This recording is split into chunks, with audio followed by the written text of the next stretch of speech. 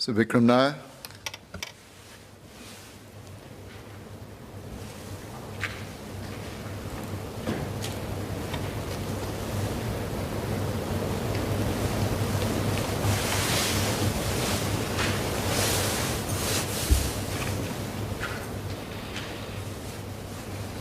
Mr. Speaker, I declare my interest as a client who advises on construction, as a lawyer who advises on construction law and has clients in the construction sector. I generally support this bill.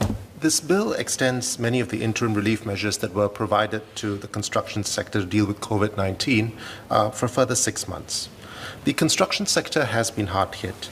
The freezing of borders and shutdowns in various countries has meant delays in supplies arriving from overseas.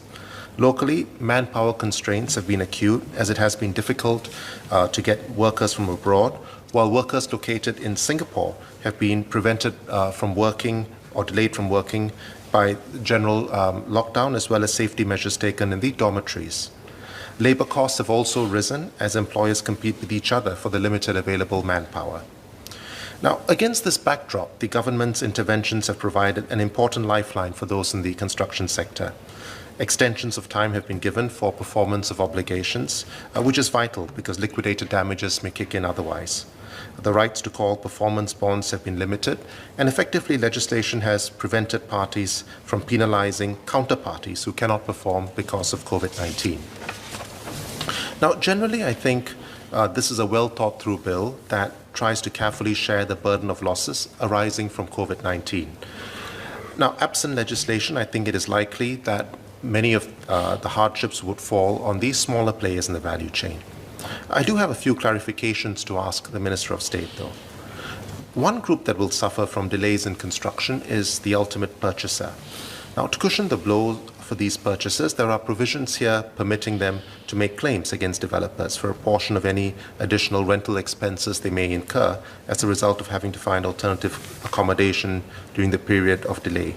Now, is the Minister able to share data on how many purchasers have used this provision and what the overall financial impact of these payments on developers would be?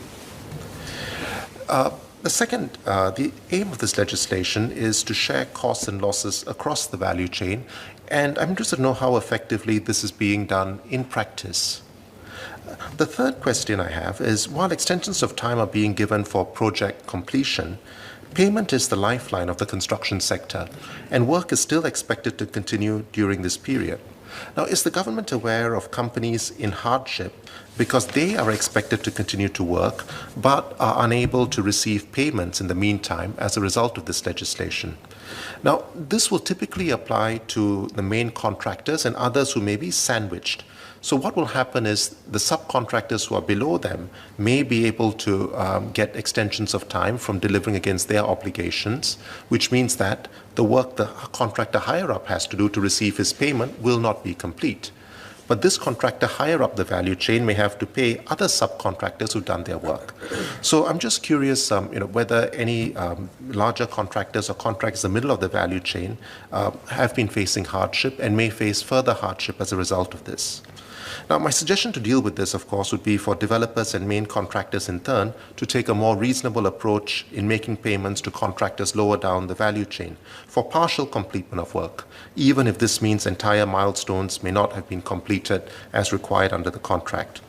Now, if this is not done voluntarily, then further legislative intervention may be necessary to address this issue. Otherwise, it is the parties in the middle of the value chain that may crack under pressure. Notwithstanding the points above, I support this bill. Thank you.